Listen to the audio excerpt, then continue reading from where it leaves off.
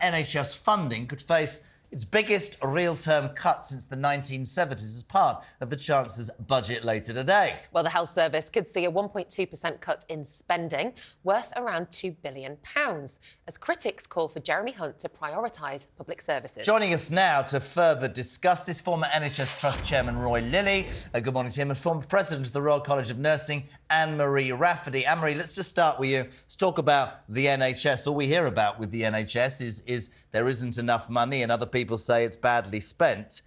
What do these theories that are emanating from the budget? We don't have fact. What do you fear? What do you think's going to happen? What's your take on this, Anne-Marie?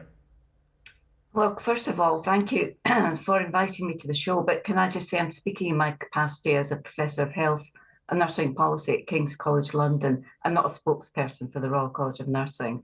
But I think no one knows better than Jeremy Hunt, having been Health Secretary, what the implications of this actually are.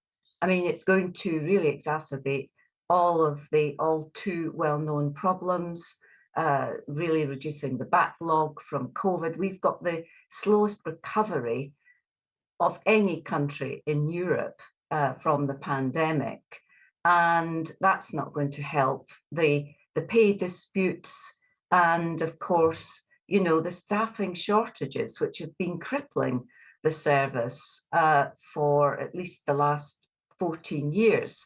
So I think it's something that he's deliberately chosen, if that's what he has indeed done, to deprioritise in favour of tax cuts versus the prioritisation of public services. And, you know, clearly in my book, that's the wrong choice. Sorry, go on. Sorry, I was just going to bring Roy in there. Are you concerned that this funding squeeze could lead to a more privatised and paid-for part of the NHS? Are there concerns within NHS Trust that that's where the government are trying to steer things towards? Good morning. Well, look, whether it's a deliberate policy or not, it's happening.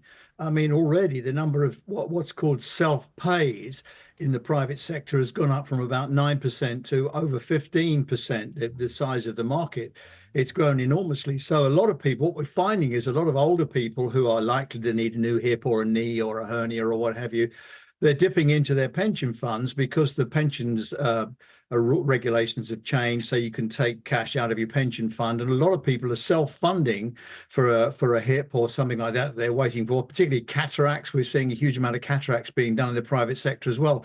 So it's happening already. I mean, we're looking at the IFS, the Institute of Fiscal Studies, are the sort of font of all wisdom on all these matters, tell us that we're going to be 2 billion short next year. And next year starts in April for the NHS because it has its financial year is April to March. And already this year, we're 3.5 billion less than we were last year. So although... Roy, can I just jump in? Good to have you on, pal. Let's talk about just be specific for me. How much does the NHS get at the moment?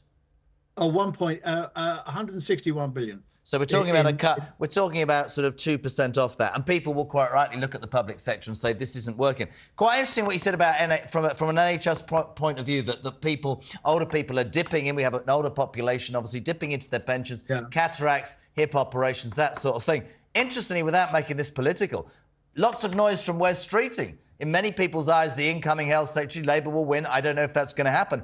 Labour are now saying that parts of the NHS should be privatised. That's a massive difference, isn't it, Roy Lilly?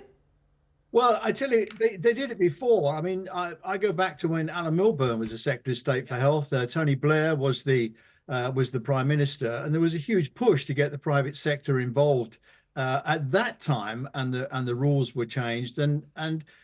Really, I mean, I think the NHS is kind of agnostic about the private sector. I mean, a lot of them work in the private sector anyway, and all the doctors work in the private sector in the evenings and weekends, so they kind of moonlight in the private sector. That really is not the issue. The issue is that there's such a huge demand in the NHS at the moment. It's what we call over trading in business. It's looking after more people than it's funded for.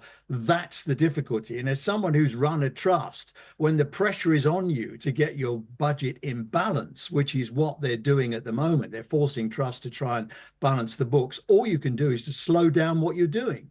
And the answer, the knock-on effect of that is to build waiting lists. I mean, already we're close on 8 billion people waiting. And if you slow down to try and balance the books, which is really all you've got as a trust, you just put the brakes on your performance. If you slow that down, the waiting lists explode. So, I mean, that's the trade-off. That's really where we are. And Anne-Marie, just you're former president of the Royal College of Nursing. Just speaking from a perspective of a nurse as a voter, how do you feel that nurses within the NHS, how do you think they feel about the past 14 years of Tory governance? Do you think that's going to affect the way in which they vote?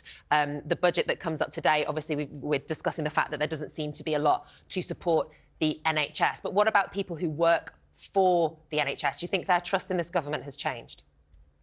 Well, I think there's a latent legacy from the industrial action. I think many nurses are still very angry at the pay deal and, you know, how there's been one rule for doctors, one rule for nurses. The Royal College of Nursing are campaigning on loan forgiveness, which was also a point made in the Times Health Commission, of which I was privileged to be a member.